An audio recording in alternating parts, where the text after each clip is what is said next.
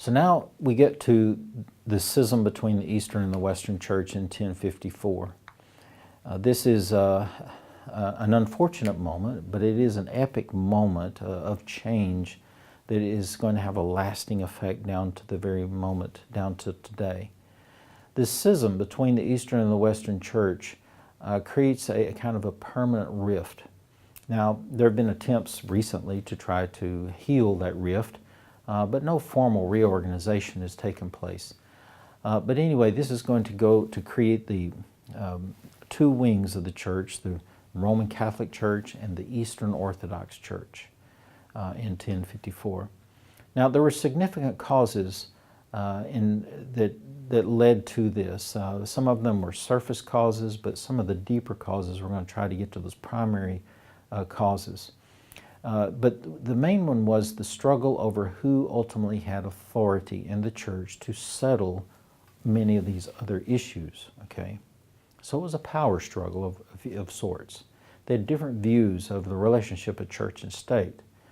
And so the question came down to, was it going to be the Roman bishop, the Pope, who had the authority to make decisions, or is it going to be a council of bishops and the Patriarch of Constantinople, like, say, the Council of Nicaea and so forth and so on? That's the way the Eastern Church wanted to do things, was through a conciliar effort, okay? Even over in the West, later on, long after this schism, there will be attempts to revive a conciliar form of power, but that will fail as well.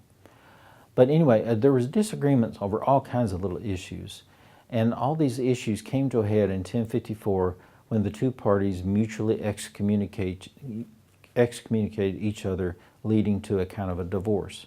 Now, some of the disagreements seem superficial to us today, like, you know, should a priest have a beard or not?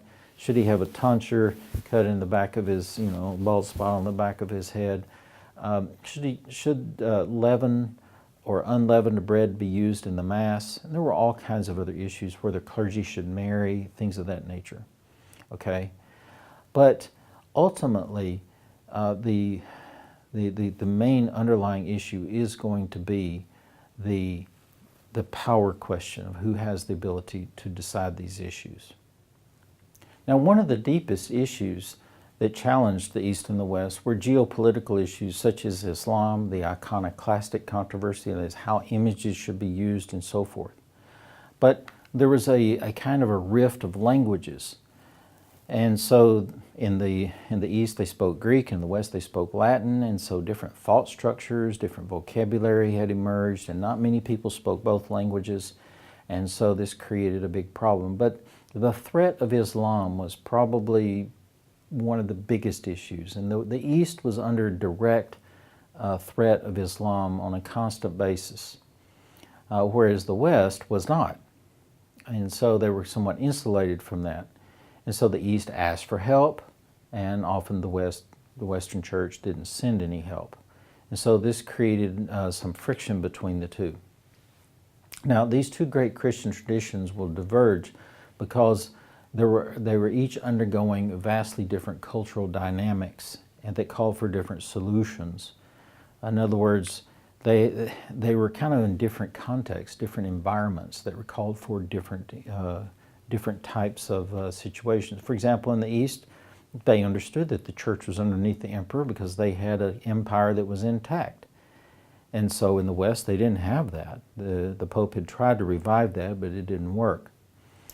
So they each tenaciously held on to the idea of one unified headship while disagreeing on where the authority rested.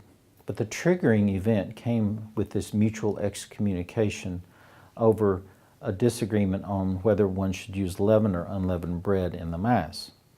And so the spark ignited this great schism that became a centuries-long toxic type of environment that evolved between them, created a divorce.